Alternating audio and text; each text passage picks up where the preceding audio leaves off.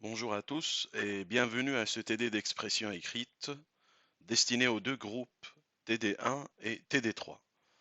Donc, avant que de commencer, je tiens à présenter mes excuses à ceux d'entre vous qui étaient présents aujourd'hui. Donc, malheureusement, je n'ai pas pu venir parce que, enfin, je suis encore un petit peu souffrant, mais bon, rien de grave. Donc, bon, en tout cas, pour être cohérent, donc je vais d'abord rappeler en quelques mots ce que j'ai fait avec vos camarades la dernière fois, c'est-à-dire aussi bien dans le groupe TD1 que dans le groupe TD3. Donc l'activité sur laquelle nous travaillons est la concordance des temps. Donc d'abord, j'ai fait un petit rappel là-dessus. D'ailleurs, vous trouverez la fiche de rappel et consolidation sur Cellen. Donc pour rappeler un peu rapidement, donc ce que j'ai fait avec vos camarades la dernière fois. Donc d'abord, on a défini cette notion de concordance des temps comme étant une loi grammaticale qui permet justement d'opérer hein, un choix à la fois de temps et de mode, que ce soit dans une principale ou dans une subordonnée. C'est vrai que en général, lorsqu'on évoque la concordance des temps, on évoque plutôt la subordonnée, mais ça concerne aussi bien la subordonnée que la principale, bien entendu, s'il y a une principale. Donc voilà, ce choix des temps et des modes donc, se fait en fonction de deux critères principalement. Donc le critère sémantique, comme d'habitude, le sens, bien entendu, le sens, le contexte, parfois aussi le rapport entre le locuteur et l'interlocuteur, etc. Et deuxième critère, c'est un critère purement grammatical, c'est-à-dire en se basant seulement sur l'outil grammatical. Par exemple, pour les subordonnés, on peut se baser sur le mot subordonnant, l'outil grammatical. Par exemple, pendant que, alors que, tandis que, exige l'emploi de l'indicatif, alors que, par exemple, pour que, avant que, etc., exige l'emploi du subjonctif. Donc, parfois aussi, ça dépend bien sûr de l'outil grammatical lui-même. Donc, ça, c'est en premier lieu. En deuxième lieu, donc, on a rappelé donc les valeurs globales des modes, ce qu'on appelle les valeurs modales. Donc, en général, quand il est question de la concordance des temps, on a un choix à faire entre l'indicatif, le subjonctif et le conditionnel. Indicatif, subjonctif, conditionnel. Ce sont les trois modes, je dirais, qui importent le plus quand il s'agit de travailler sur la concordance des temps. D'ailleurs, tout le monde peut avoir un petit doute. Est-ce que après tel ou tel outil grammatical, je dois utiliser l'indicatif ou le subjonctif? Bon, par exemple. Donc, pour ces trois grands modes, donc d'abord l'indicatif qui comporte, comme vous le savez, je pense, donc le plus de temps en français. Donc la valeur globale, je dis bien globale, de l'indicatif, c'est la réalité. C'est le mode qui exprime en général la réalité. Donc, et pour le mode subjonctif, c'est le mode de l'esprit. D'ailleurs, j'ai dit à vos camarades que le subjonctif, c'est un mode magique, parce qu'il présente l'action telle qu'elle est envisagée par le locuteur, par l'esprit. Lorsqu'on dit, par exemple, je veux qu'il ou elle sorte, dans mon esprit, cette personne est déjà sortie. Donc, le subjonctif, c'est le mode de l'esprit en général.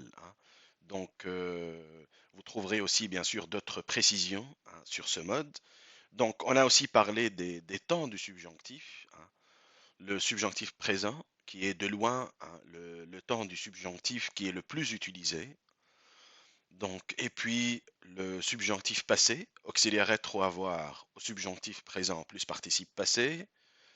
Et on a aussi deux temps qui, en général, ne sont pas utilisés à l'oral, qu'on trouve plutôt dans les textes littéraires. Donc, c'est-à-dire l'imparfait du subjonctif. J'ai déjà donné des précisions sur la façon de conjuguer ce temps du subjonctif dans la fiche que j'ai déposée sur Célène. Et puis, donc, le subjonctif plus que parfait, qui n'est presque plus utilisé. Donc, le subjonctif plus que parfait, c'est-à-dire auxiliaire être ou avoir au subjonctif imparfait, plus le participe passé. C'est un temps composé, au même titre que le subjonctif passé. Alors que le subjonctif présent et le subjonctif imparfait sont des temps simples. Donc, ça, c'est pour le subjonctif. Troisièmement, pour le conditionnel, pardon. Donc, il y a bien sûr le conditionnel présent, le temps du conditionnel qui est le plus utilisé, radical du futur plus terminaison de l'imparfait, comme vous le savez déjà, et le conditionnel passé, c'est-à-dire la première forme du conditionnel passé, auxiliaire être ou avoir, ou conditionnel présent plus participe passé. Et il y a aussi une deuxième forme du conditionnel passé qui est considérée, bon, comme le subjonctif imparfait est plus que parfait, qui est considéré comme littéraire et soutenu aujourd'hui, c'est-à-dire la deuxième forme du conditionnel passé, qui se conjugue exactement comme le subjonctif plus que parfait, mais sans avoir les mêmes valeurs. Donc le conditionnel, c'est le mode de l'hypothèse. En général, c'est le mode de l'hypothèse. Donc quand on travaillera sur la concordance des temps, on aura, comme je disais, un choix à faire entre ces trois modes en général.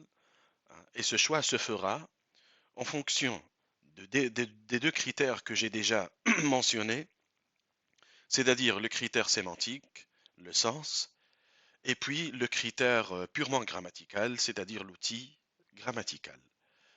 Donc voilà, pour rappeler rapidement ce que j'ai fait avec vos camarades la dernière fois. Après, je vous conseille quand même de consulter les fiches que j'ai déjà déposées sur Selene et celles que j'y déposerai après ce cours. Je déposerai d'ailleurs aussi une activité supplémentaire qui vous permettra de mieux appréhender les valeurs des temps, justement, parce qu'il y a les valeurs des modes, mais il y a aussi les valeurs des temps. Donc oui, par exemple, j'ai une subordonnée. Bon, je sais quel mode utiliser, c'est bien, mais après, je dois aussi savoir quel temps utiliser. Donc le choix du temps se fait aussi en fonction de la valeur, ce qu'on appelle en fonction des valeurs temporelles, plutôt que des valeurs modales en fonction du type de l'action, par exemple. Ça, c'est des valeurs temporelles. Donc, avec vos camarades, on a normalement fait les premières phrases de l'exercice 1, mais encore une fois, pour être cohérent, je vais reprendre simplement l'exercice depuis le début, c'est-à-dire l'exercice 1 de la première fiche, rappel et consolidation, et en faisant des remarques à chaque fois, bien entendu, par la suite, je déposerai le corrigé commenté sur Célène. Donc, je vous conseille bien sûr d'avoir cette fiche sous les yeux. Donc, pour l'exercice 1, la consigne, c'est de conjuguer les verbes entre parenthèses au temps les plus adéquats, au temps et au mode, bien sûr, les plus adéquats. Donc, voilà, on va lire phrase par phrase, choisir le temps et mode, et puis justifier notre choix par la valeur, notamment, par l'outil grammatical aussi, etc. Donc, première phrase. Dès que tu, verbe monter à bord de l'avion, tu auras mal aux oreilles. Donc, à quel temps conjuguer le verbe monter ici, qui est employé dans une subordonnée, rappelez-vous, circonstancielle temporelle, qui exprime le temps avec dès que. Donc, d'abord, la première chose à regarder quand vous avez des phrases de ce type. Donc, si le verbe à conjuguer est dans la principale, vous regardez le temps du verbe dans la subordonnée. S'il est dans la subordonnée, vous regardez le temps du verbe déjà conjugué dans la phrase principale. Voilà. C'est-à-dire, pour cette phrase, la principale, c'est tu auras mal aux oreilles. Bien sûr, ce n'est pas parce que c'est une principale qu'elle doit forcément occuper la première position dans la phrase, hein, qu'elle doit être en tête de phrase, hein. Donc, tu auras mal aux oreilles, donc phrase principale avec l'auxiliaire avoir, qui est conjugué au futur simple, n'est-ce pas? Au futur simple.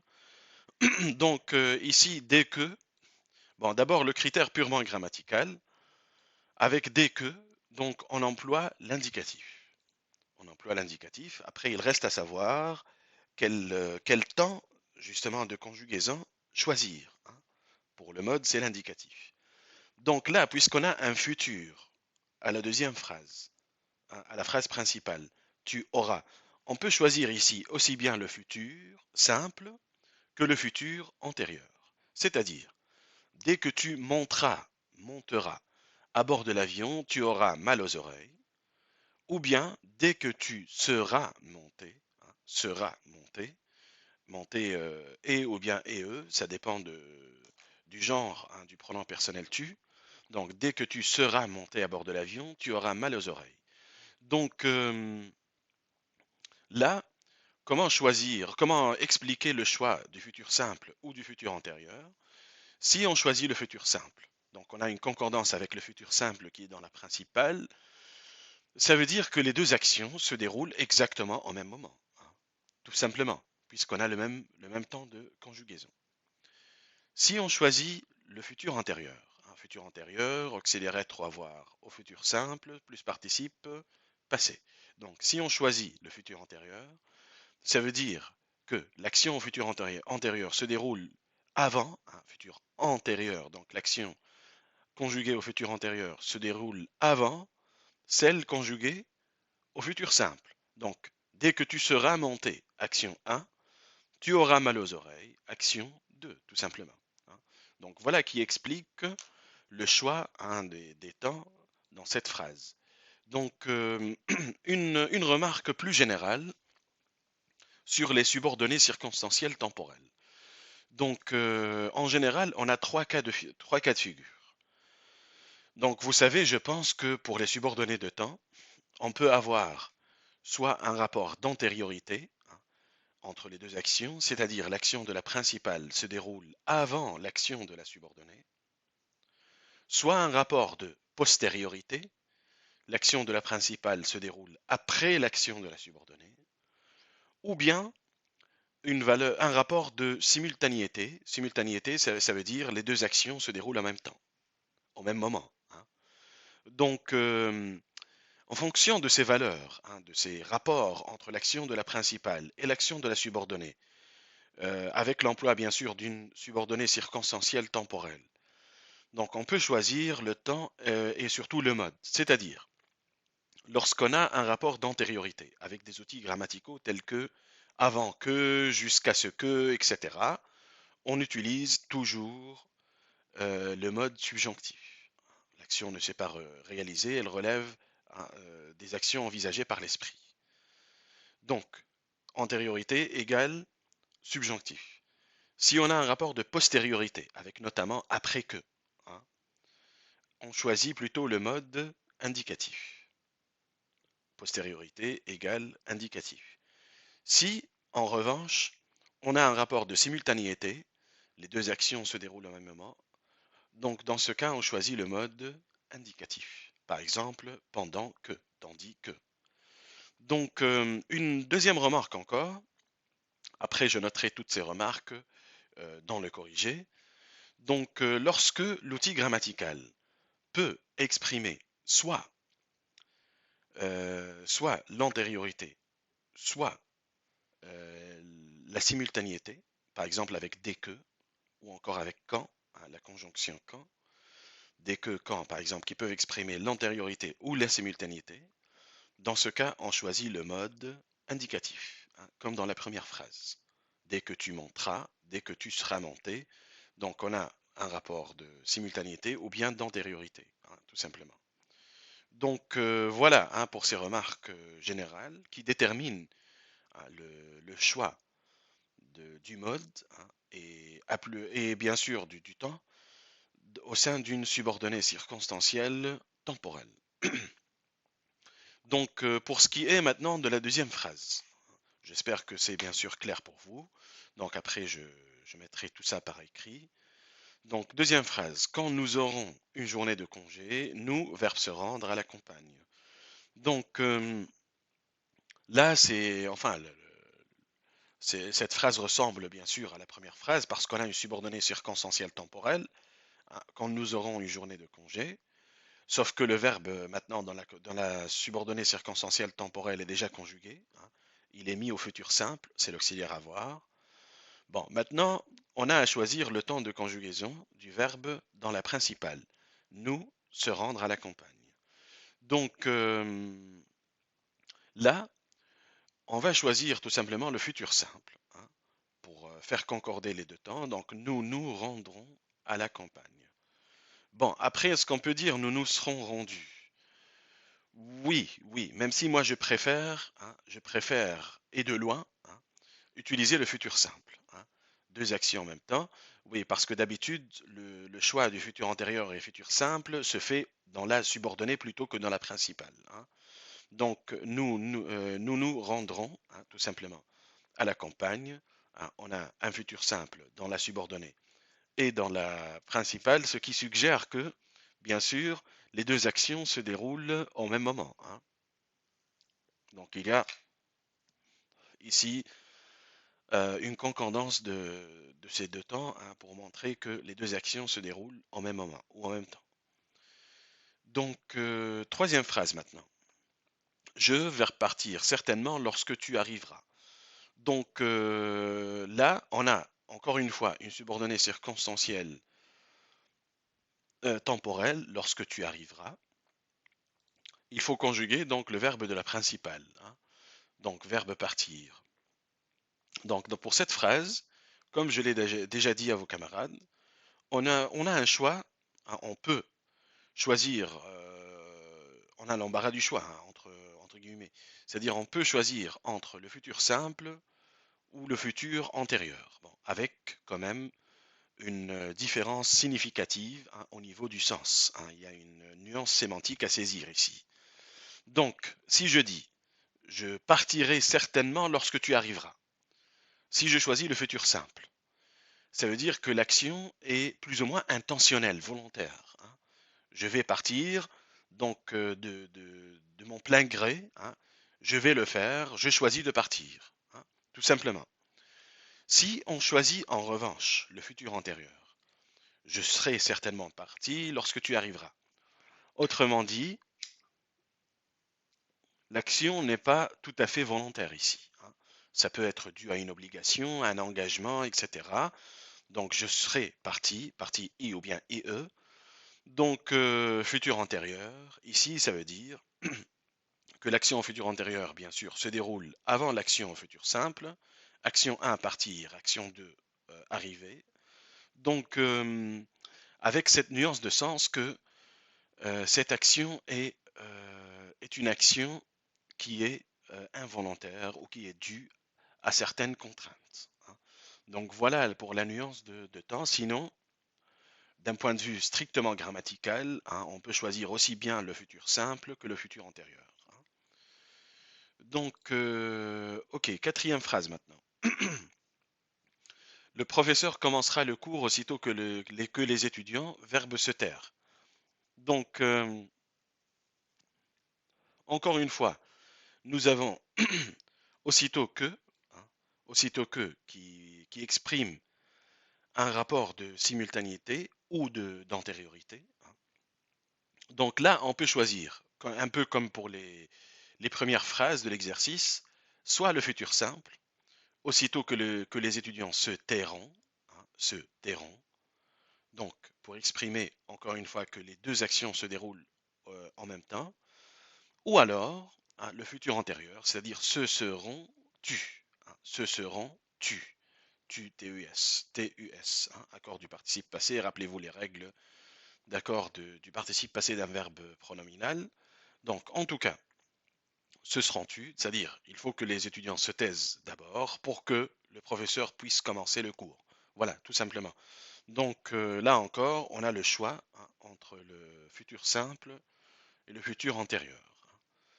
Donc maintenant pour la cinquième phrase. Tu diras bonjour à ces gens quand tu les verbes rencontrés. Bon, de nouveau, on a une subordonnée de temps avec quand, un subordonné circonstanciel temporel. Donc, encore une fois, on peut choisir le futur simple quand tu les rencontreras, deux actions en même moment, ou alors le futur antérieur quand tu les auras rencontrés. Hein, n'oubliez pas bien sûr l'accord du participe passé, rencontrer ES, COD avant l'auxiliaire avoir.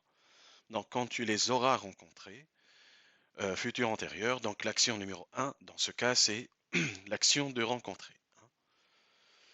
Donc, 6, je veux que tu vers venir. Donc, je veux bien sûr que tu viennes. Hein. On choisit ici le subjonctif présent. Hein. C'est dû bien sûr à l'emploi du verbe vouloir plus que. Et aussi subjonctif présent parce que le verbe de la principale est au présent simple. Hein, je veux. Donc, je veux que tu viennes.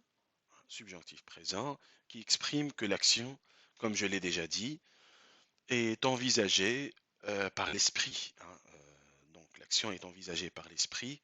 Donc on choisit ici le subjonctif. Maintenant, sur la phrase suivante, je voudrais que tu vers venir. Donc je voudrais, on a ici le conditionnel présent. Donc aujourd'hui, tout le monde dit je voudrais que tu viennes. Hein. Conditionnel présent, subjonctif présent. Bon, ce qui est acceptable aujourd'hui. Dans les textes littéraires, toutefois, hein, vous trouverez, pour le conditionnel présent, vous pouvez trouver un conditionnel présent avec un subjonctif imparfait. C'est-à-dire, je voudrais que tu vinces. V-I-N, 2-S-E-S, que tu vinces. Donc, bon, cet emploi est, bon, je dirais, considéré comme très soutenu aujourd'hui. On peut le trouver dans certains textes littéraires et surtout hein, dans les textes de ces trois siècles, 17e, 18e, 19e siècle. Hein. Ça a commencé un petit peu avec le français classique. Donc oui, ici c'est possible d'utiliser le, le subjonctif présent ou bien le subjonctif imparfait. Bon, après on peut expliquer pourquoi on utilise le subjonctif imparfait. Hein. C'est parce que, comme vous le savez, le conditionnel présent exprime euh, par rapport, c'est-à-dire au temps, exprime un futur par rapport au passé. Hein, un futur par rapport au passé. D'où l'emploi du subjonctif imparfait, hein, par concordance des temps. Hein. Donc c'est possible, en effet. Donc oui, phrase 8 maintenant. Ah oui, vous remarquerez que le verbe de la principale est toujours le même, hein, mais que le verbe de la subordonnée, qui est ici bien sûr une subordonnée conjonctive, complétive conjonctive pure, doit être conjugué en fonction, bien sûr, du verbe de la principale. Hein. Donc, ce sont bien sûr des exemples typiques, hein, très typiques, vraiment, de phrases hein, dans lesquelles il faut employer ces règles de concordance des temps. Donc, j'ai voulu que tu, verbe venir. Donc, j'ai voulu, le verbe de la principale est conjugué au passé composé, hein, bien sûr. Bon, après, on peut dire j'ai voulu que tu viennes. Si on suppose que l'action donc se déroule plus ou moins dans le présent, hein, subjonctif présent, action envisagée par l'esprit, ou bien, pour être peut-être plus exact encore, j'ai voulu que tu sois venu, hein, subjonctif passé, donc passé composé plus subjonctif passé, ou passé composé plus subjonctif présent, hein, les deux sont tout à fait acceptables hein, dans la concordance des temps, donc que tu sois venu U ou bien UE bien sûr. Donc, on a ici deux choix, encore une fois, à faire. Donc, voilà pour la phrase 8. Pour la phrase 9, donc j'aurais voulu que tu vers venir. Donc, j'aurais voulu. Donc, on a ici un conditionnel passé. Hein. Il s'agit de la première forme du conditionnel passé. Alors, quel temps choisir ici? Donc là, on a une panoplie hein, de conjugaisons. Soit on utilise j'aurais voulu que tu viennes. Bon, c'est possible, c'est un peu faible, je trouve, mais c'est possible. Donc, conditionnel passé, première forme, plus subjonctif présent.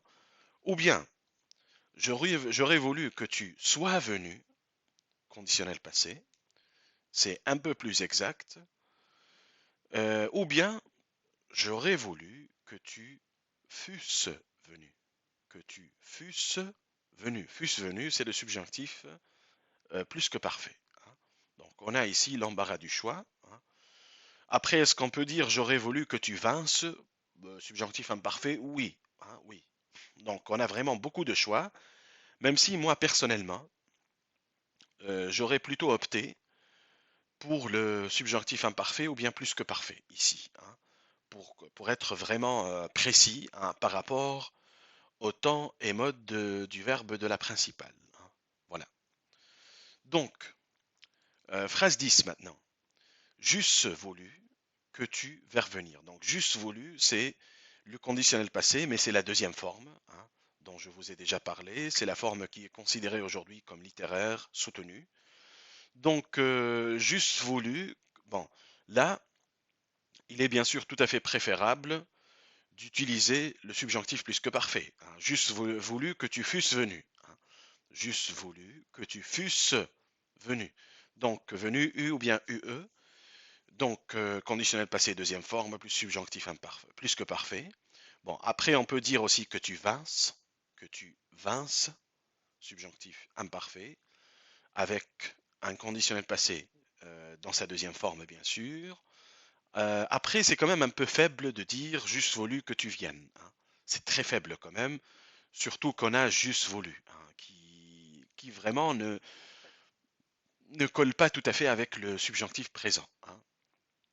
Que tu sois venu est faible aussi, subjonctif passé, mais c'est plus correct, hein. C'est quand même plus correct que le subjonctif présent, hein. Donc oui, je mettrai tout cela bien entendu par écrit. Donc voilà pour ces phrases, hein, avec le même verbe qui est conjugué à chaque fois, hein, c'est-à-dire le verbe vouloir, qui est conjugué à chaque fois à des temps différents, hein. On va maintenant passer à la phrase 11. On espère que vous ne, auxiliaire être, pas trop dérangé par notre arrivée. Donc ici avec le verbe espérer, hein. Quel temps et mode choisir? Bon, la question du mode, hein, parce que c'est une source fréquente d'erreurs. Beaucoup de personnes croient que avec le verbe espérer, hein, ça marche comme le verbe vouloir, hein. C'est-à-dire on utilise le subjonctif. Non, on utilise plutôt l'indicatif. Après, on peut, d'un point de vue sémantique, on peut poser la question, mais c'est quoi au juste la différence entre vouloir et espérer?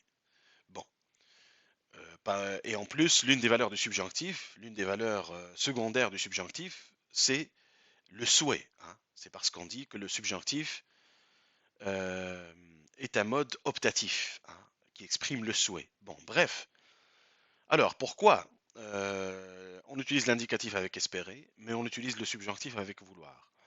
C'est parce que avec espérer, on considère qu'il y a plus de certitude, hein, c'est-à-dire par rapport à l'action, que l'action relève plus du sentiment que, hein, que de l'esprit, hein. C'est vrai qu'avec vouloir aussi, l'action relève du sentiment, mais avec espérer, on a tout simplement un degré supérieur de certitude. C'est ce qui explique, d'un point de vue sémantique, l'emploi de l'indicatif. Donc avec espérer, on emploie le mode indicatif pour cette raison, justement, hein. Donc je veux que tu viennes, mais j'espère que tu viendras, par exemple, hein. Donc, pour la phrase 11, on espère que vous ne, auxiliaire être, pas trop dérangé par notre arrivée. Donc, on espère que vous ne serez pas, futur simple, de l'indicatif bien sûr, ou alors on espère que vous n'êtes pas. On peut utiliser aussi le présent simple, hein, au présent de l'indicatif, avec le verbe espérer, qui est ici conjugué au présent simple, bien sûr, hein. Donc, soit le présent simple, soit le futur simple, pardon. On peut même utiliser le passé composé. On espère que vous n'avez pas été trop dérangé par notre arrivée. Donc oui, c'est possible parce que le passé composé exprime une action finie dans un passé proche, hein. Donc c'est possible. On peut aussi, hein, par politesse, c'est une des valeurs secondaires aussi du futur antérieur. Oui, bien sûr, lorsque je dis valeurs secondaires, ça ne veut pas dire que ces valeurs ne sont pas importantes, hein. Loin s'en faut, hein. Mais ça veut dire plutôt que ces valeurs dites secondaires découlent des valeurs principales, tout simplement, et peuvent être comprises à la lumière des valeurs modales, hein, que j'ai déjà exposées. Donc, je disais qu'une des valeurs secondaires du futur antérieur, c'est la politesse, hein. On espère que vous n'aurez pas été trop dérangé par notre arrivée. C'est possible. Donc, ça s'exprime dans le cadre de la politesse, hein. On remarquera ici qu'on n'a pas de verbe au futur simple, donc on n'a pas de rapport d'antériorité, hein. L'action au futur antérieur avant l'action au futur simple, non. Mais ça exprime ici plutôt la politesse, hein. Donc, voilà pour la phrase 11. Maintenant pour la phrase 12. On a la même phrase, exactement la même, mais le temps du verbe espérer est ici l'imparfait de l'indicatif. On espérait, etc. Donc, on espérait que, bon, d'abord si on choisit de mettre au futur, on ne peut pas utiliser le futur, bien sûr, parce qu'on a l'imparfait de l'indicatif dans la principale. Donc, on espérait que vous ne seriez pas trop dérangé, que vous ne seriez pas trop dérangé. Donc, au lieu du futur, j'emploie le conditionnel présent dans l'une des valeurs et, comme je disais, un futur par rapport au passé. Donc, on peut utiliser le conditionnel présent. Ou alors, on espérait que vous n'étiez pas, hein, ça concorde aussi avec l'imparfait, on utilise l'imparfait dans les deux. Ou encore, on espérait que vous n'auriez pas été. Vous n'auriez pas été, c'est comme si on avait employé le futur antérieur, mais on l'a remplacé par le conditionnel passé pour respecter la concordance des temps, hein. Parce qu'on ne peut pas tout simplement employer le futur avec l'imparfait. On ne peut pas employer le futur avec l'imparfait. Avec l'imparfait, on emploie plutôt le conditionnel, hein, avec tous ces temps, hein. C'est-à-dire présent, passé, ou bien deuxième forme du conditionnel passé. Voilà. Donc, voilà pour la phrase 12. Pour la phrase 13 maintenant, on a espéré, etc. Donc, on a espéré ici, le temps du verbe espérer est au passé composé, hein. Donc, premier choix ici, qui semble le plus évident, on a espéré que vous n'avez pas été. Donc, passé composé plus passé composé, hein. Deux actions qui sont finies ou achevées dans un passé proche. Voilà pour le premier choix.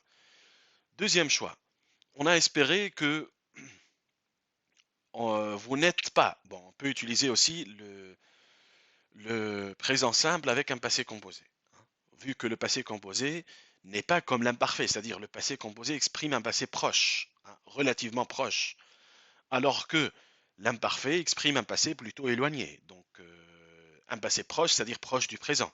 Donc, logiquement, on peut bien sûr employer le passé composé avec le présent, hein. Tout à fait, hein. Donc, il n'y a pas de problème, hein.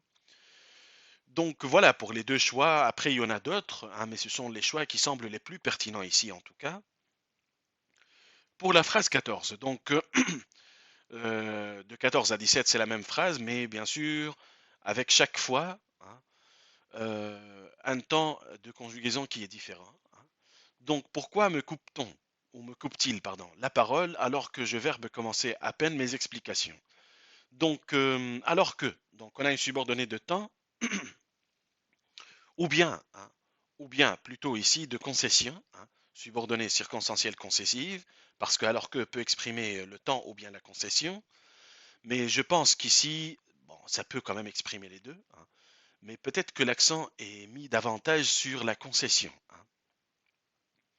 Si on considère qu'il y a concession, c'est dans le sens de bien que, ou alors si on considère qu'il y a un rapport de temps, pendant que ou tandis que, hein. Donc, bon, les deux sont possibles, hein.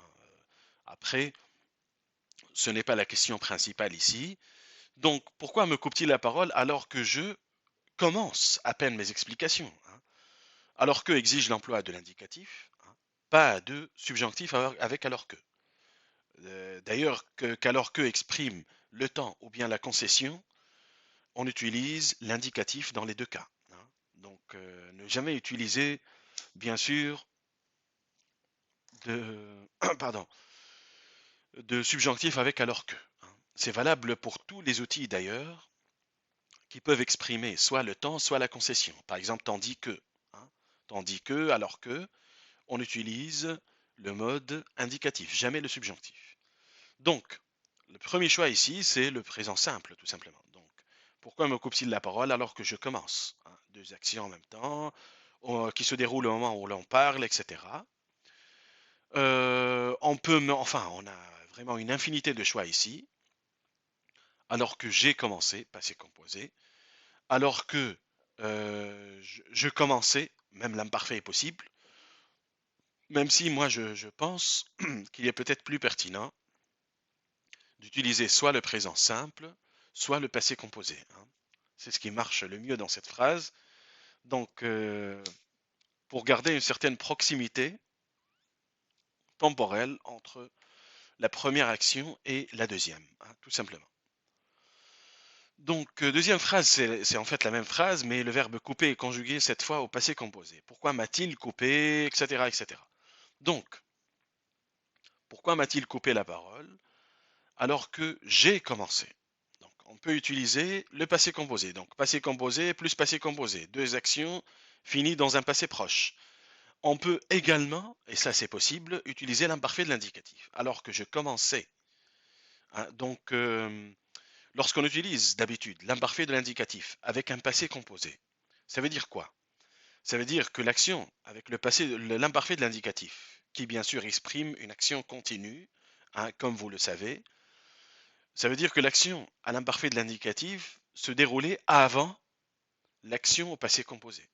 Parce que le passé composé s'utilise, comme je disais, pour le passé proche, alors que l'imparfait de l'indicatif s'utilise pour un passé relativement éloigné, hein. Donc voilà, c'est tout à fait possible aussi d'utiliser l'imparfait de l'indicatif, hein. Donc soit le passé composé, soit l'imparfait de l'indicatif. Ce sont en tout cas les deux choix les plus pertinents, hein. On peut même utiliser le présent simple après tout, hein, alors que je commence à peine, hein. Donc pour exprimer que l'action se déroule au moment où l'on parle, bien sûr, hein. Donc phrase 16, même phrase, cette fois le verbe couper est conjugué. M'avait-il coupé? Donc il est conjugué au plus que parfait de l'indicatif. Donc, pourquoi m'avait-il coupé la parole alors que je commençais? On peut utiliser l'imparfait de l'indicatif. Bon, pour exprimer quoi ici? Pour exprimer que l'action avec ou le verbe conjugué au plus que parfait exprime une action qui se déroule avant celle conjuguée à l'imparfait. Donc c'est un peu la même logique que pour le futur antérieur et le futur simple. C'est-à-dire, plus que parfait de l'indicatif, c'est-à-dire auxiliaire être ou avoir, à l'imparfait de l'indicatif, plus participe passé. Donc plus que parfait, ça veut dire que l'action au plus que parfait, c'est l'action 1, et l'action à l'imparfait de l'indicatif, c'est l'action 2. Voilà. Même logique d'ailleurs pour le passé antérieur, hein. Auxiliaire être ou avoir au passé simple, plus participe passé. Ça veut dire que l'action au futur antérieur, au passé antérieur, pardon, se déroule avant une autre action qui est habituellement au passé simple. Donc voilà, ici, on peut utiliser l'imparfait, hein, avec cette valeur-là. On peut aussi utiliser le plus que parfait, hein, pour exprimer que ces deux actions se déroulent en même temps, hein, au même moment. Pourquoi m'avait-il coupé la parole alors que j'avais commencé, hein, à peine mes explications, hein. On peut même utiliser le passé simple, hein, ou parfait de l'indicatif. Donc je vous rappelle que la valeur du passé simple en général, donc il exprime en général une action finie, hein, une action finie. C'est pour ça qu'on l'appelle aussi parfait de l'indicatif, hein, perfectus, donc action finie, alors que l'imparfait de l'indicatif exprime une action continue. Donc on peut l'utiliser dans ce sens-là, hein, que je commençais à peine mes explications, donc c'est tout à fait possible, hein. Commencer bien sûr à I, hein, avec le CCD, et commencer à IS pour l'imparfait. Donc voilà pour ces choix. Pour la phrase 17, donc le verbe couper est maintenant conjugué au passé simple, ou bien parfait de l'indicatif. Pourquoi me coupa-t-il la parole alors que je verbe commencer à peine mes explications. Donc, le premier choix, le plus évident peut-être, alors que je commençais au passé simple. Commencer, donc, c'est dit AI. Donc, dans ce cas, les deux actions se déroulent en même temps, au même moment, et les deux actions sont finies, bien sûr, dans le passé. Voilà. Deuxième choix, on peut utiliser l'imparfait de l'indicatif, alors que je commençais, alors que j'étais en train de commencer. Donc, là, c'est possible, mais je pense qu'il est peut-être plus pertinent ici d'utiliser vraiment le passé simple, pour exprimer que les deux actions se déroulent en même moment et en même temps pour que les deux actions sont terminées, sont achevées, terminées. Donc voilà pour ces quatre phrases, avec le même verbe conjugué à chaque fois à un temps de conjugaison différent. Donc les phrases 18 à 20, donc c'est aussi la même phrase mais avec des outils grammaticaux différents cette fois. Et les deux verbes doivent être conjugués. Donc voilà, c'est pour rendre la chose un peu plus complexe. Donc 18, quand il, verbe traverser le lac, il trouva ce qu'il cherchait. Donc on a deux verbes à conjuguer ici. Donc le verbe de la circonstancielle temporelle, traverser, plus ce que. Rappelez-vous, c'est quel type de subordonnée? Ce que. C'est une subordonnée, c'est une subordonnée relative, périphrastique. Donc ce que. Donc bref, on a ici un seul verbe qui est conjugué, qui est le verbe trouver au passé simple, trouva. Donc, le plus simple, c'est d'utiliser quand il traversait imparfait de l'indicatif, il trouva ce qu'il cherchait. C'est-à-dire que les deux actions sont continues, alors que l'action de trouver est finie. C'est pour cela que le verbe trouver est conjugué au passé simple. Donc, je pense que c'est le choix le plus pertinent. On peut aussi utiliser quand il avait traversé le lac. Il trouva ce qu'il cherchait. Donc, plus que parfait de l'indicatif, plus imparfait de l'indicatif, pour exprimer que l'action au plus que parfait de l'indicatif, c'est l'action 1 qui se déroule avant l'action 2, c'est-à-dire celle du verbe conjugué à l'imparfait de l'indicatif. Donc on a ici deux choix. Phrase 19 maintenant. Après qu'il, verbe traverser le lac, il a trouvé ce qu'il cherchait. Donc a trouvé, on a ici le verbe qui est au passé composé. Donc ici, je pense que avec après que, bien sûr, on utilise l'indicatif, pas de subjonctif. Après qu'il a traversé, il a trouvé ce qu'il, ce qu'il cherchait. On peut utiliser l'imparfait de l'indicatif avec le passé composé, rappelez-vous, pour exprimer que cette action de chercher est une action continue. Donc après qu'il a traversé le lac, il a trouvé ce qu'il cherchait, a été. Donc passé composé plus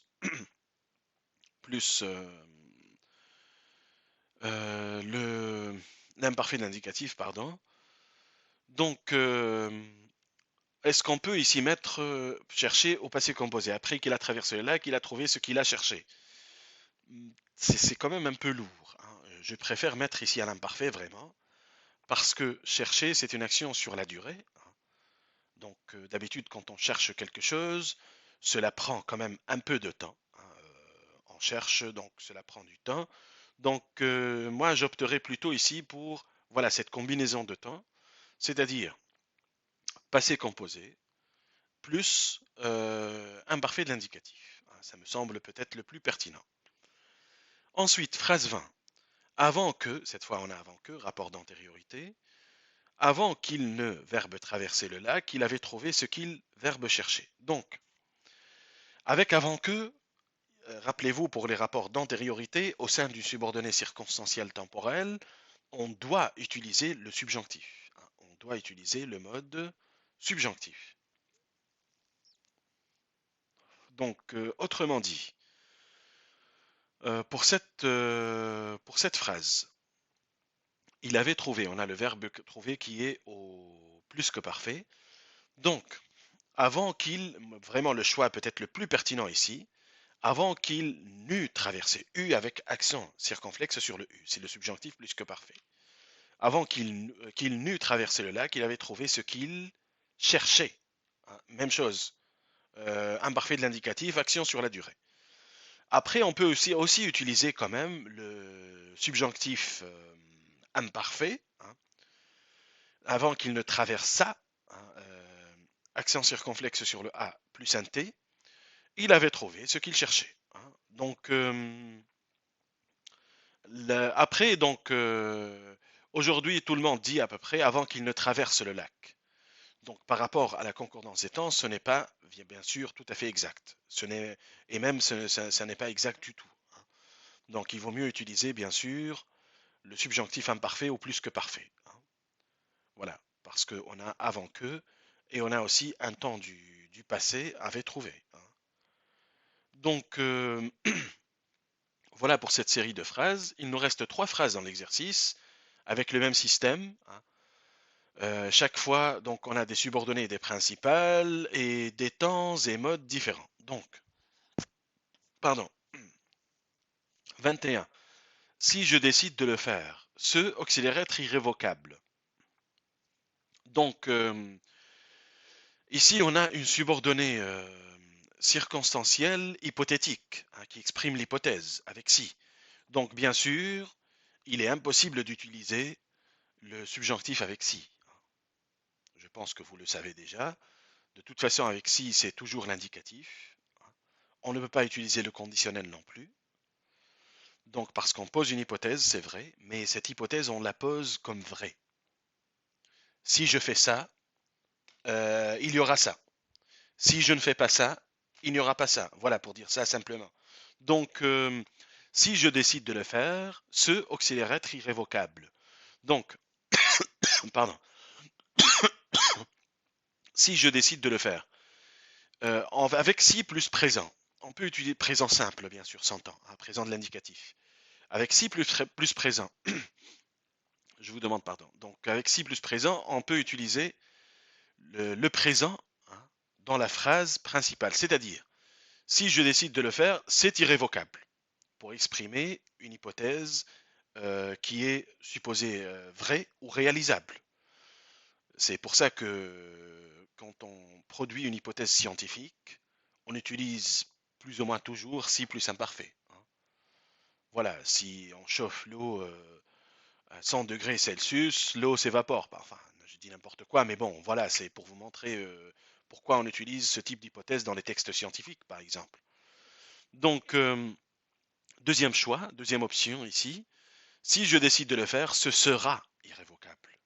On peut aussi utiliser le futur simple avec si plus présent simple.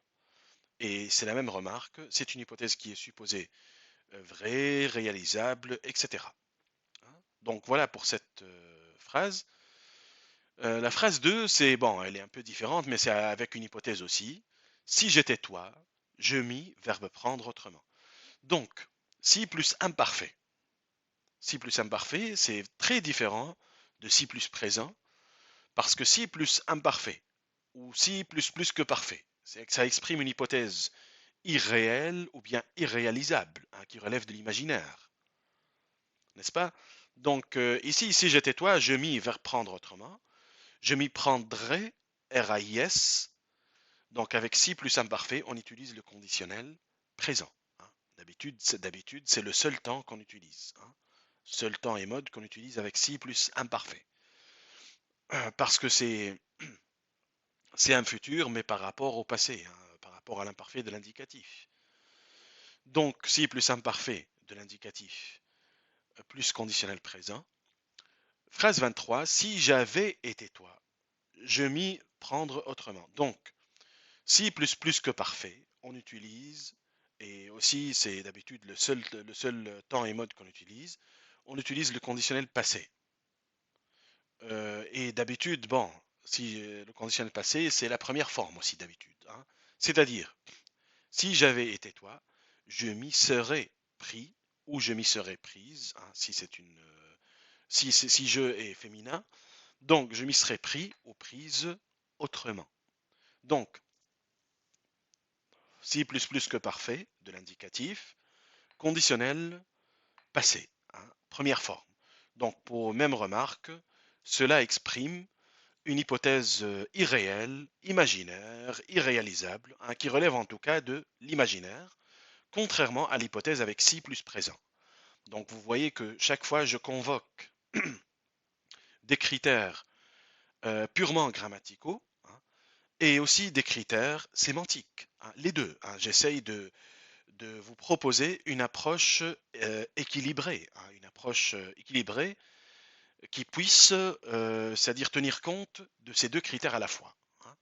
Donc voilà pour le premier exercice. En ce qui concerne le deuxième exercice, vous avez cette fois des extraits littéraires avec des verbes soulignés dont il faut préciser les temps de conjugaison et justifier l'emploi en précisant les valeurs. Hein, les valeurs. Donc, je lis la consigne, c'est indiquer les temps de conjugaison des verbes soulignés et justifier les emplois de ces temps en précisant leurs différentes valeurs. Donc, il faut préciser à chaque fois quelle est la valeur du verbe en question. Donc là, il ne s'agit pas de valeurs modales, hein, mais plutôt des valeurs temporelles, hein, les valeurs spécifiques de chaque verbe, de chaque temps. Donc, je commence la lecture du premier extrait. C'est un extrait de novembre de Flaubert, 1842. C'est un écrit autobiographique, connu des spécialistes, hein, écrit autobiographique de Flaubert, qu'il a écrit quand il était encore jeune. Et bon, bien sûr, Flaubert, par la suite, n'a jamais écrit d'écrit autobiographique. Hein. On a bien sûr quand même sa correspondance monumentale, hein, dans laquelle on a des choses très importantes sur sa vie, le détail de ses théories, etc. Bon, je lis l'extrait. Le manuscrit s'arrête ici, mais j'en ai connu l'auteur. Donc, s'arrête. Le verbe s'arrêter est conjugué bien sûr au présent simple, ou bien présent de l'indicatif. Si vous dites présent simple, vous n'avez pas à préciser. Hein. Présent simple, ça veut dire présent de l'indicatif. Mais si vous dites présent, hein, vous devez préciser parce que le présent existe dans tous les modes. Hein. Donc voilà, tout simplement. Donc s'arrête ici. S'arrête exprime, c'est la valeur temporelle du présent simple, une action qui se déroule au moment où l'on parle. Hein. C'est la valeur vraiment basique du présent simple.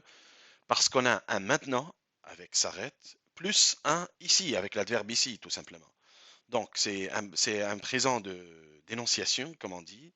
Il a une valeur énonciative, il exprime que l'action se déroule au moment où l'on parle. Donc, je n'ai connu l'auteur. Donc, pourquoi on a ici est connu, le verbe connaître au passé composé, avec un présent simple? Pourquoi le passé composé avec le présent simple? Parce que le passé composé exprime une action finie dans un passé proche ou relativement proche, c'est ce qui explique ici l'emploi de ce passé composé. Hein. Donc passé composé qui exprime une action finie ou terminée dans un passé proche. Donc je poursuis. Et si quelqu'un, ayant passé pour arriver jusqu'à cette page, à travers toutes les métaphores, hyperboles et autres figures qui remplissent les précédentes, désire y trouver une fin, qu'il continue, nous allons la lui donner. Donc, désir, verbe désirer au présent simple, qui est employé ici dans une hypothèse. Hein. C'est pour ça qu'il faut lire toute la phrase, il faut faire attention. Donc, c'est vrai que si quelqu'un, si est très éloigné quand même du verbe désirer, mais on a beaucoup de phrases à poser. Hein. Ayant passé, pour arriver, à travers, etc. Donc, on a le si de l'hypothèse avec si plus présent qui indique une hypothèse considérée comme réelle, comme vraie, réalisable. Donc, si plus présent, qui donne le présent aussi, nous allons la lui donner. Donc, qui exprime une hypothèse réalisable ou bien vraie. Hein. Donc, oui, toujours lire la phrase ou les phrases dans leur intégralité. Hein, parce qu'on peut avoir beaucoup d'appositions dans un texte, hein, beaucoup de propositions subordonnées, etc. Donc, il faut faire attention pour vérifier à chaque fois comment le verbe est employé. Hein. Donc oui, vous constaterez aussi au passage que le style de Flaubert dans cet écrit est très différent tout de même, hein, du style qu'on lui connaît dans ses œuvres de maturité. Hein, c'est normal. Donc avec ses interpellations au lecteur, ce style un peu désinvolte à la façon des écrits autobiographiques et des faux mémoires, à des mémoires apocryphes du XVIIIe siècle. Bon, bref, je continue. Il faut que les sentiments aient peu de mots à leur service. Donc, il faut. Donc, on a ici une subordonnée pardon, complétive, ou plutôt conjonctive pure, hein, bien sûr, avec le verbe falloir. Donc, il faut que. Donc, on a ici un présent de généralisation, hein, ce qu'on appelle un présent gnomique, de vérité générale, comme vous voulez. Donc, avec le verbe falloir. Donc, qui exige l'emploi du subjonctif, bien sûr. Il faut que les sentiments aient, donc auxiliaire avoir, au subjonctif présent, hein. Donc, parce qu'on a le verbe falloir et que l'action est envisagée par l'esprit, hein. Donc, c'est quelque chose qui est présenté comme vrai, comme étant vrai du point de vue du locuteur, hein, qui est ici le narrateur lui-même. Donc, c'est normal d'avoir le subjonctif, hein. Et d'un point de vue strictement grammatical, avec il faut que, il ne faut pas que, on a toujours le subjonctif, hein. Donc, je poursuis. Sans cela, le livre se fut achevé à la première personne. Ah oui, là, on a un petit problème. Pourquoi se fut achevé? Donc, ce fut achevé, c'est le conditionnel passé, mais dans sa deuxième forme. Ça veut dire quoi finalement? Ça veut dire sans cela, le livre aurait été achevé. On peut très bien remplacer par le conditionnel passé dans sa première forme. Alors, pourquoi ce choix? Pourquoi est-ce que Flaubert utilise un subjonctif présent et ensuite utilise un conditionnel passé dans sa deuxième forme? C'est pour exprimer l'irréalité d'abord, hein, c'est la valeur principale du conditionnel passé, aussi bien dans sa première que dans sa deuxième forme. Donc maintenant, pourquoi le conditionnel passé dans sa deuxième forme? Donc Flaubert, comme beaucoup d'autres écrivains, jongle un peu avec les temps, hein. Donc ce n'est pas un emploi qu'on trouve dans une simple phrase ou c'est-à-dire dans le discours ordinaire, hein. Donc ce fut achevé dans le sens de aurait été achevé. C'est parce que, en fait, si on veut expliquer ça en profondeur, c'est parce que cette action-là se rapporte à un autre moment d'énonciation que celui de la première phrase. Bon, je m'explique. C'est-à-dire, il faut que, etc., ça c'est un présent de vérité générale, on est d'accord.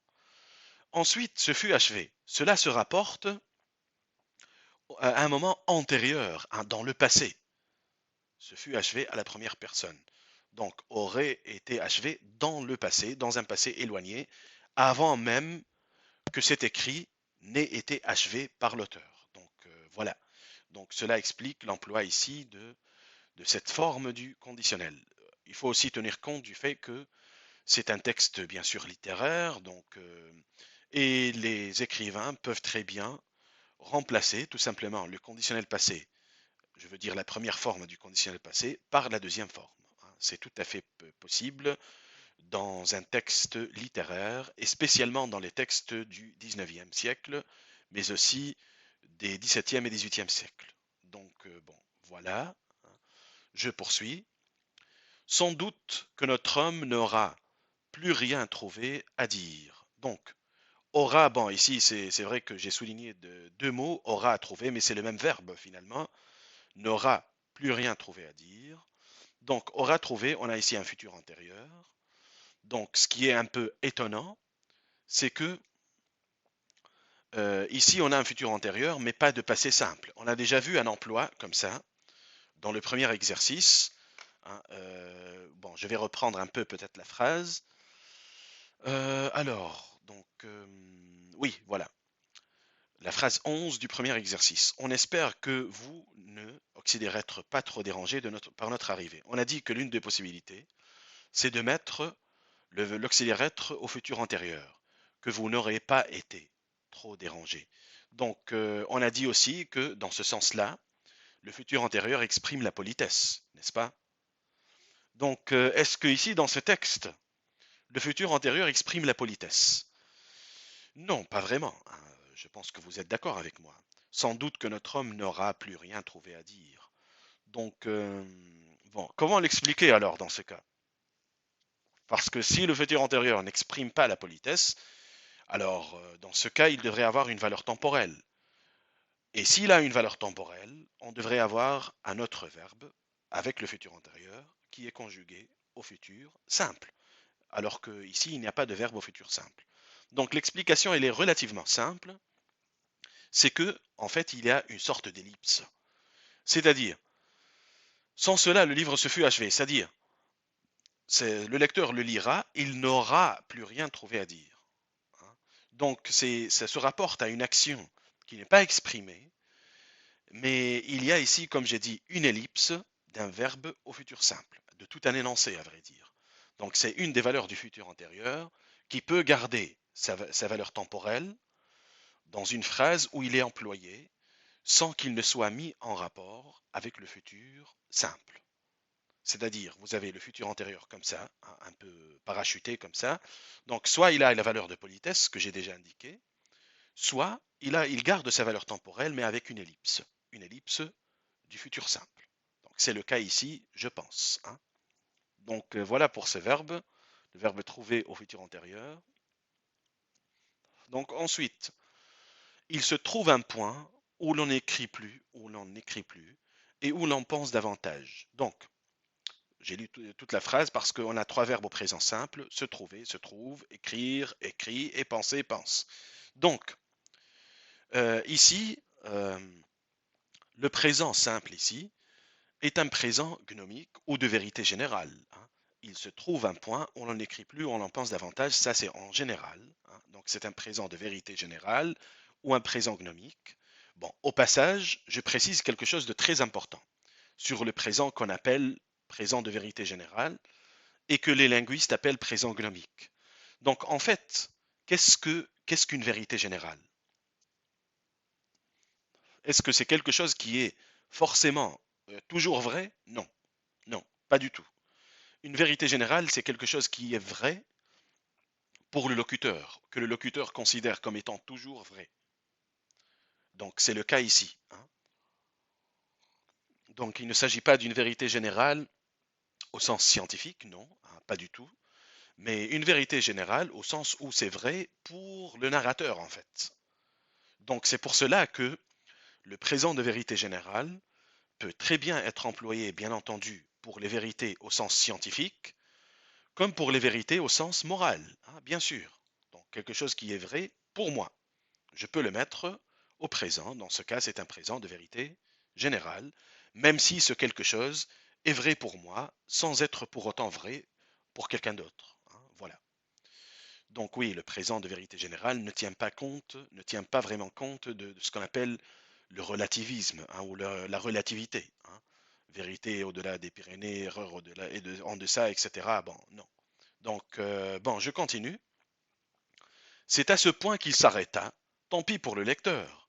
Donc, encore une fois, oui, Flaubert jongle hein, avec les temps. On a le futur antérieur, le présent simple, plus tout à coup un passé simple. Donc, encore une fois, ce passé simple se réfère à un autre moment de l'énonciation. C'est-à-dire, le passé simple en soi, il exprime une action finie dans un passé relativement éloigné hein, ou lointain. Donc, ce moment-là, hein, s'arrêta, c'est un peu comme ce fut achevé. Il se rapporte au moment de l'écriture, hein, au moment où le narrateur a fini d'écrire son livre, qui est bien antérieur au moment où il parle. Bon, c'est un artifice de l'écriture, bien sûr, mais il faut comprendre justement que s'arrêter, donc se réfère à un moment de l'énonciation qui est antérieur au moment où le narrateur parle, d'où l'emploi du passé simple. Action finie, dans un passé éloigné, donc c'est ce passé-là hein, qui est antérieur au moment où le narrateur écrit ces lignes. Donc voilà pour s'arrêter, s'arrêter au passé simple ou bien parfait de l'indicatif. Donc je poursuis. J'admire le hasard qui a voulu que le livre en demeurât là. Donc, bon, j'admire le hasard. Admirer au présent simple, bien sûr, donc qui exprime que l'action se déroule au moment où l'on parle, tout simplement. Hein. Il y a une constatation, il y a une action qui se déroule au présent, tout simplement, qui a voulu, donc, encore une fois, passé composé du verbe vouloir, qui exprime une action finie dans un passé relativement proche. Bon, là, il n'y a pas de problème. Par contre, on demeura là. Alors, oui, que vient faire le subjonctif imparfait ici? Demeura, c'est le subjonctif imparfait, alors qu'on a un verbe au présent, un verbe au passé composé. Donc, même explication. C'est vrai que ce n'est pas commun hein, d'utiliser le passé composé avec, ici, que le livre en demeura là. Donc, nous avons une conjonctive pure avec un verbe au subjonctif imparfait. C'est pour dire tout simplement que en demeura là, l'action est antérieure à celle de vouloir, hein. Elle se rapporte à un autre moment dans le passé, hein, qui est le moment du passé éloigné, hein. Donc, c'est ce qui explique ici l'emploi du subjonctif imparfait. Après, ce n'est pas tout à fait faux d'employer un subjonctif imparfait, hein. On peut très bien employer un imparfait de l'indicatif avec un passé composé. Alors pourquoi pas un subjonctif imparfait avec un passé composé? C'est possible. Mais c'est pour être précis justement que je vous explique l'emploi ici du subjonctif imparfait, qui n'est tout de même pas commun, hein.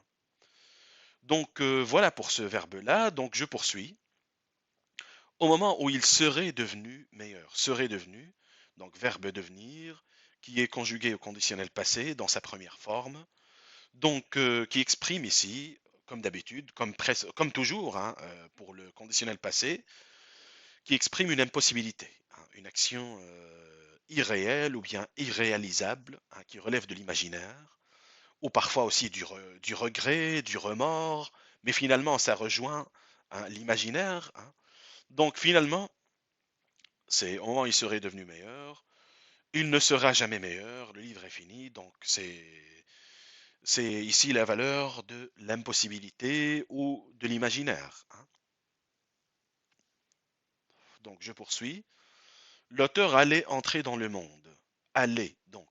Ici, on a un imparfait de l'indicatif, c'est le verbe bien sûr aller, qui exprime une action continue dans le passé. Une action continue dans le passé. Ici, ça se rapporte justement au moment où le narrateur a décidé d'écrire son livre. Donc, action continue dans un passé éloigné avec l'imparfait de l'indicatif. Donc, c'est la valeur vraiment classique de l'imparfait de l'indicatif.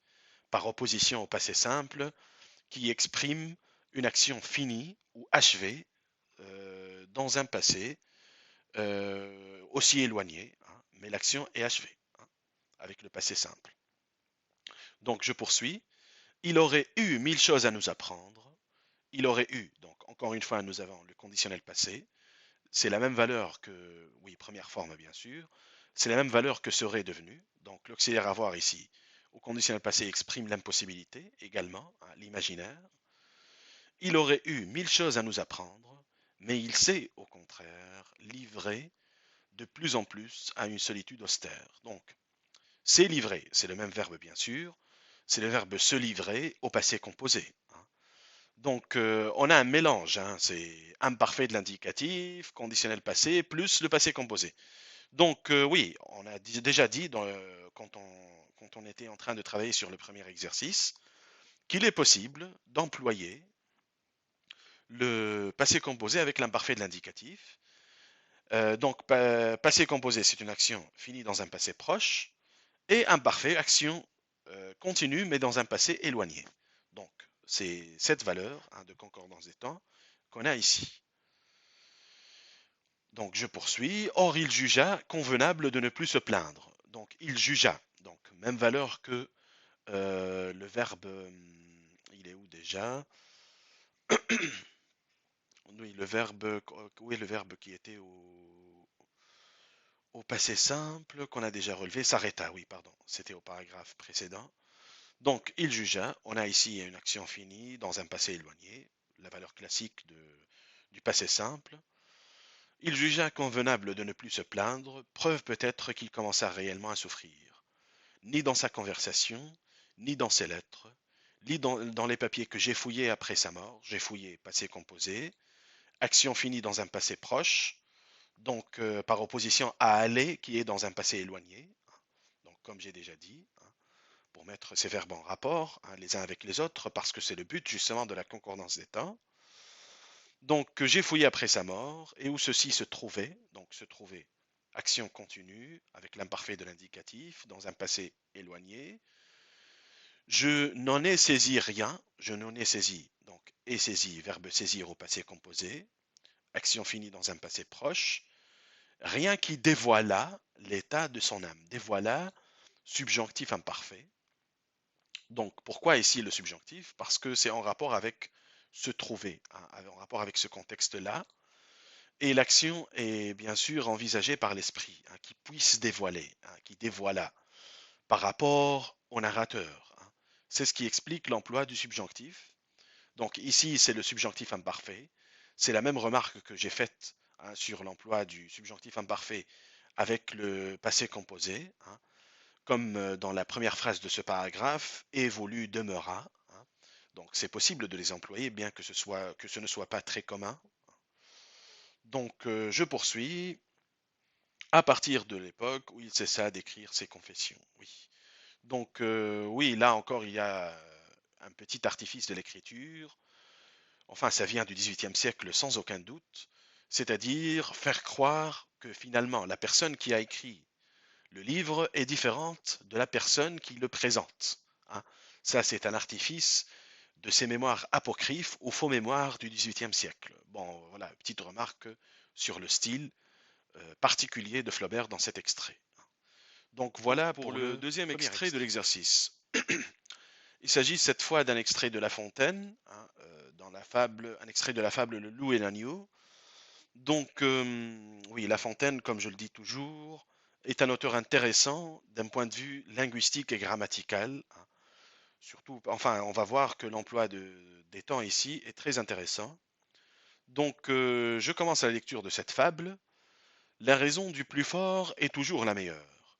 Nous l'allons montrer tout à l'heure. Donc, est toujours la meilleure. Donc, ici, c'est un présent de vérité générale ou bien un présent gnomique qui est renforcé en plus par l'emploi de l'adverbe toujours. Donc, bon, je pense que c'est clair à ce niveau. L'auteur d'ailleurs annonce la morale, hein. Nous l'allons montrer. Oui, nous l'allons montrer, c'est un peu bizarre, hein, la place de ce pronom COD. Bon, les pronoms déclictiques, enclitiques, bon, bref, c'est un archaïsme en fait, hein. C'est un peu vieux comme emploi. C'est-à-dire, dans l'ancienne langue, on pouvait placer le pronom COD de cette façon, hein. Nous l'allons montrer plutôt que nous allons le montrer. On pouvait le placer avant le verbe. Et c'est aussi, je pense, pour gagner une syllabe. Donc, nous l'allons montrer tout à l'heure. Donc, octosyllabe, 8 syllabes. Mais nous allons le montrer tout à l'heure, hein. Donc, dans ce cas, ça fait 9 syllabes. Donc, bon, bref. On s'intéresse surtout au verbe, donc le verbe aller au présent simple. Donc nous l'allons. Donc ça montre que l'action se déroule au moment où l'on parle, bien sûr. C'est ce que le narrateur va faire maintenant, tout de suite. Et on peut même dire que ce présent simple exprime un futur, hein. Un futur proche, très proche, hein. C'est comme en anglais, un petit peu comme en anglais, I am going to, hein, avec le ing form. Donc, mais bon, bref, ici l'action se déroule au moment où l'on parle, et c'est pour exprimer aussi une action au futur proche, hein. Donc, avec ce nous d'autorité, hein, qui fait référence bien sûr au narrateur lui-même, hein. Donc, je poursuis. Un agneau se désaltérait dans le courant d'une onde pure. Oui, dans la poésie, on prononce tous les E, bien sûr, hein. Donc, se désaltérer. Donc ici, le verbe se désaltérer est conjugué à l'imparfait de l'indicatif. Donc là, je vais revenir un tout petit peu à ce qu'on a dit sur le récit et le discours. Donc c'est un récit, bien sûr, qui se déroule au passé, un récit à la troisième personne, et d'où le changement, hein, au niveau des temps de conjugaison. On passe du discours direct au récit, tout simplement. Donc ça explique le changement. Et se désaltérer, ça exprime, comme d'habitude, hein, c'est la valeur classique de l'imparfait de l'indicatif, une action continue dans un passé relativement éloigné. Donc voilà pour cet emploi-là. Ensuite, ou un loup survient à Jean qui cherchait aventure. Survient. Oui. Rappelez-vous, j'ai déjà fait une remarque sur ça quand on a travaillé sur ce même passage, mais dans le cadre du récit et du discours. Survient. Alors pourquoi survient plutôt que survint, qui serait tout à fait logique, hein, survint, passé simple, action finie, dans un passé proche. Donc c'est ce qu'on appelle un présent de narration ou d'actualisation. C'est un présent qui est habituellement utilisé par les écrivains, hein, qu'on trouve surtout dans les écrits, dans les textes littéraires, et c'est pour donner vie à l'action, c'est pour rendre l'action plus vivante, hein. C'est ce qui explique, hein, qu'on a un imparfait de l'indicatif plus un présent simple, hein, pour expliquer cette concordance des deux temps. Donc survient présent de narration ou d'actualisation. C'est comme si l'action, en fait, était en train de se dérouler sous nos yeux, maintenant, hein. Donc c'est ce qu'on appelle un présent d'actualisation ou de narration. Donc un loup survient à Jean qui cherchait aventure. Chercher, retour à l'imparfait de l'indicatif. Bon, ça n'a rien d'étonnant, bien sûr. Donc chercher, c'est une action qui se déroule dans un passé éloigné, continu. Donc on revient au récit au passé, tout simplement. Et que la fin en ces lieux attiré, même remarque, verbe attirer à l'imparfait de l'indicatif, qui exprime une action continue dans un passé relativement éloigné. Donc l'intérêt de ce passage est surtout euh, par rapport au présent simple, qui est soit un présent de vérité générale, gnomique, ou bien un présent de narration ou d'actualisation, hein. Donc voilà, j'ai essayé d'expliquer pourquoi on a ce présent avec des verbes conjugués à l'imparfait de l'indicatif, hein. Donc voilà, hein, on peut avoir ce type de présent lorsque le présent est un présent de vérité générale ou encore lorsqu'il est un présent de narration. Voilà, vous avez ici un bel exemple avec ce passage de cette fable de La Fontaine, le loup et l'agneau. Donc, pour les deux extraits, les deux derniers extraits, 3 et 4, les deux extraits qui restent, pardon, 3 et 4, donc on a des extraits pardon, de Salammbô de Flaubert, hein. Donc, pour l'extrait 3 que je vais lire, quand Zarxas sortit de la tente, oui, on peut mettre bien sûr entre crochets lorsqu'il a une ambiguïté pour préciser qui est ce il ou bien ce elle, hein, en le remplaçant par un nom, hein, habituellement entre crochets, hein. C'est une pratique académique, bien sûr, que vous pouvez mettre en œuvre dans vos écrits, hein, dans vos dissertations, commentaires de texte, mais aussi dans vos mémoires, et aussi dans votre thèse plus tard. Donc, quand Zarxas sortit de la tente au lever du soleil, ses interprètes, qui couchaient en dehors, donc on a sorti, passé simple, on a couché, le verbe coucher, donc qui est utilisé à l'imparfait de l'indicatif. Donc, pour exprimer une action continue dans un passé éloigné, par opposition à sortie, hein, qui exprime au passé simple une action finie dans un passé aussi éloigné. D'accord? Donc, c'est ce qui explique l'emploi de ces temps, hein. Donc, ne bougèrent point. Bougèrent, passé simple aussi, même valeur, action finie dans un passé éloigné. Ils se tenaient sur le dos, les yeux fixes, la langue au bord des dents, et la face bleuâtre. Des mucosités blanches coulaient de leurs narines. Oui, ces descriptions médicales, entre guillemets, de Flaubert, qui s'intéressait beaucoup à la médecine et qui voulait être précis. Et leurs membres étaient raides, comme si le froid pendant la nuit les eût tous gelés. Donc, conditionnel passé dans sa deuxième forme.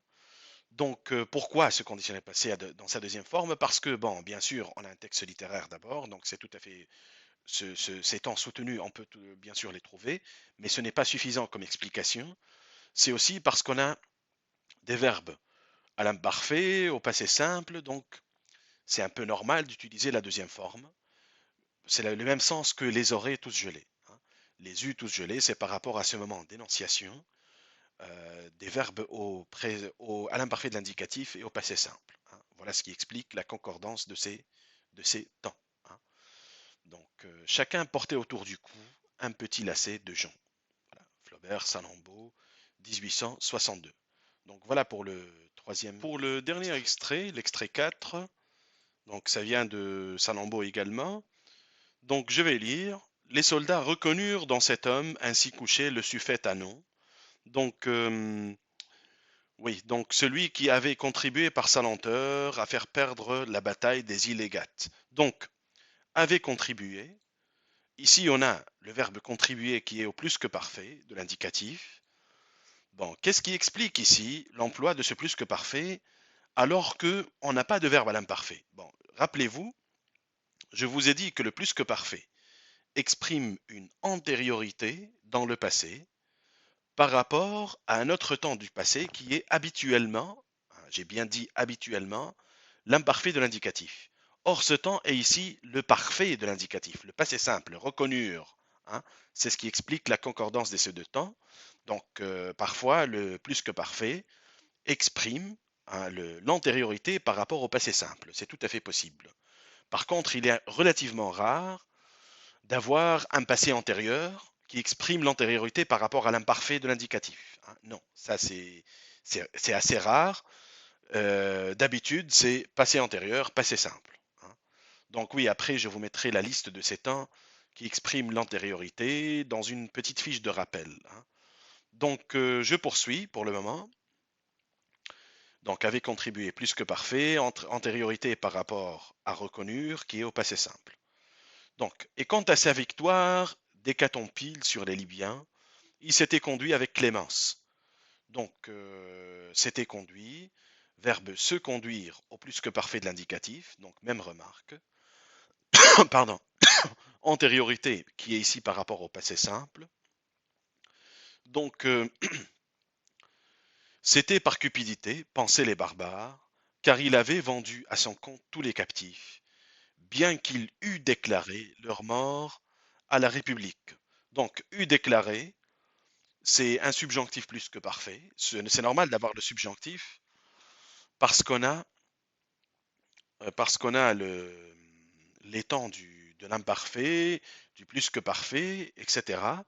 Donc, bien que ici plus subjonctif plus que parfait, hein, donc par concordance avec il avait vendu, avec pensée, imparfait de l'indicatif, plus que parfait de l'indicatif, donc c'est tout à fait naturel d'avoir ici un subjonctif plus que parfait. Hein.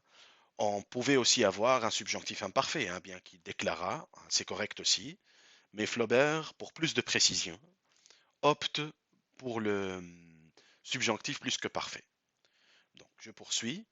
Lorsqu'il eut, pendant quelque temps, cherché une place commode pour haranguer les soldats, donc eut chercher, hein, c'est le verbe c'est eut cherché, donc c'est le passé antérieur. Hein. Justement, j'étais en train de parler du passé antérieur. Donc, passé antérieur avec l'auxiliaire qui est ici à voir au passé simple plus participe passé. Donc, on peut bien sûr avoir l'auxiliaire être ou avoir au passé simple plus participe passé. Donc, le passé antérieur exprime toujours une antériorité par rapport, comme je disais, au passé simple dans la très grande majorité des cas. Donc, ici, nous avons justement il fit un signe. Fit, passé simple, eut cherché, passé antérieur. Donc, eut cherché, action 1, fit, action 2. Donc voilà, c'est vraiment la valeur typique du passé antérieur, quand il est utilisé dans les récits au passé. Donc la litière s'arrêta, donc s'arrêta, passé simple du verbe s'arrêter, action finie dans un passé proche, donc rien à signaler ici. C'est par rapport à fille, c'est sur la même échelle temporelle. Et un nom soutenu par deux esclaves posa ses pieds par terre en chancelant. Donc posa, même remarque, passé simple, ou parfait de l'indicatif du verbe poser, action terminée dans un passé proche. Donc voilà pour cette activité. Comme je vous ai dit, je vais déposer, pardon, je vais déposer aussi des exercices supplémentaires. Hein. Bon, pas d'enregistrement, mais je mettrai l'activité et par la suite, je mettrai le corrigé. Hein. Donc, ça sera une activité supplémentaire qui vous permettra, comme je vous ai dit, de mieux appréhender hein, les règles de la concordance des temps. Et je déposerai aussi, au fur et à mesure, je déposerai des fiches synthétiques, hein, de synthèse, dans lesquelles il y a des rappels des temps de conjugaison, même si vous le connaissez déjà, c'est toujours bien de rappeler les conjugaisons plus les valeurs, plus voilà, les corriger avec les remarques, bien entendu. Donc voilà, et la semaine prochaine, comme je vous ai déjà dit, vous aurez l'enregistrement des modules de révision avant le deuxième contrôle. Donc voilà, bon courage, portez-vous bien.